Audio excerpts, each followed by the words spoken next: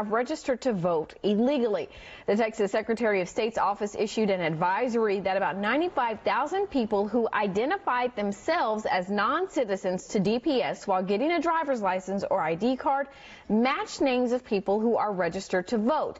And of those, 58,000 voted in an election.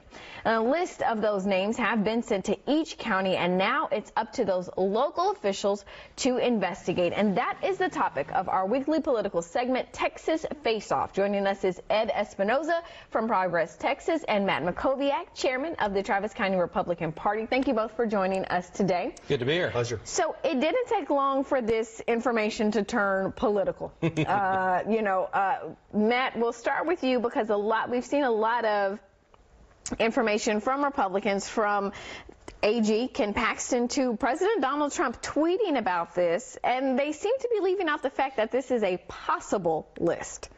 Yeah, it's not a guarantee that every single person on there is illegally registered to vote or has voted illegally.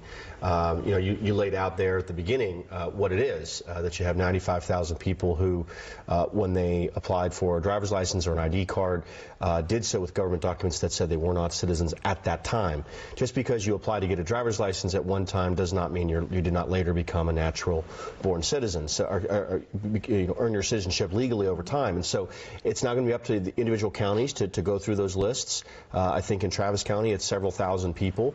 And so, look, we should all want as much confidence as possible that our elections are conducted with integrity, and that people who are not lawfully registered to vote are not voting. We have a large number of races that have been decided by across the state over the last few elections, and we want to know that those elections were conducted fairly and legally. Yeah, and we want to point out that of the 15 million people registered to vote in Texas, 95,000 represents like less than 1% of all of that. So why then turn this political? Why not wait until we get the investigations done? Ed, we'll go to you, and then start to say whether or not this needs to be further looked at. Well, let me start by saying I agree with much what Matt said. We want to have fair and legal elections. We want to make sure that people who are citizens are registered to vote and that they are voting.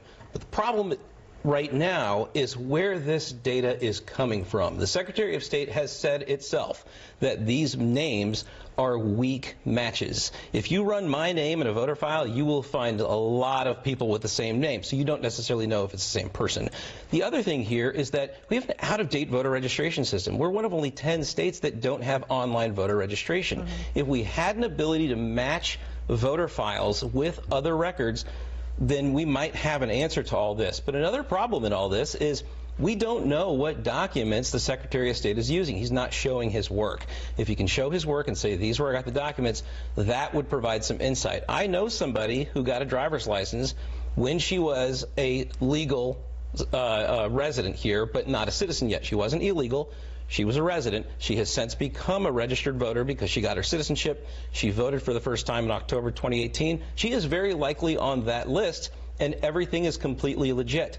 Texas is one of the fastest growing states in America, and it has a lot of people who get naturalized every day. It's very possible that this is something that it doesn't hold a lot of water. Yeah, we're not going to pretend like voter fraud doesn't happen. I mean, while there are very few cases, it has happened. But why do you guys feel like it turns into this big political, issue where some want people to believe that there's just widespread voter fraud happening?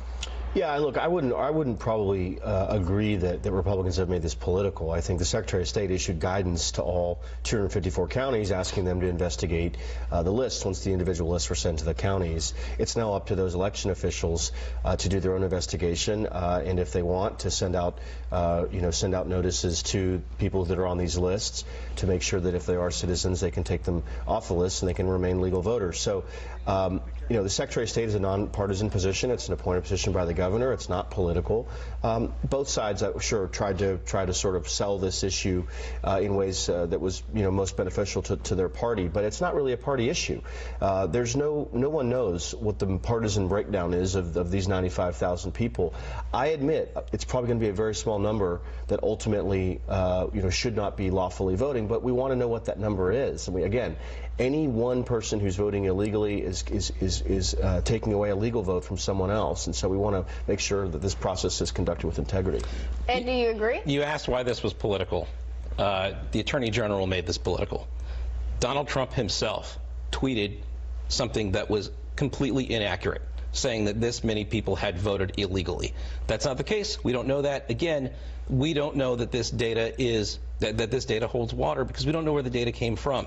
So there is a political tone to this. Most of it has come from Attorney General Ken Paxton. Talked about him so much, you'd think I'd know his name so well by now, and Donald Trump. And so that's problematic. But again, I'm going to go back to the fact that we don't know where DPS got these records from, and suddenly they're putting a burden on election officials who are already overstretched and underfunded. You know, there really could be more clarity here, and we just don't have it. The answer is online voter registration. We'd have the answer to these right away. We wouldn't even be having this conversation if we had online registration. All right, well, very interesting to see whether or not we're going to get that bill filed in this session. We will all have to wait and see. Thank you both for joining us. Of course, if you want to catch up on this face-off, it'll be published on KVUE.com. We'll be right back, or excuse me, instead of being right back, we're going to toss things over to Erica.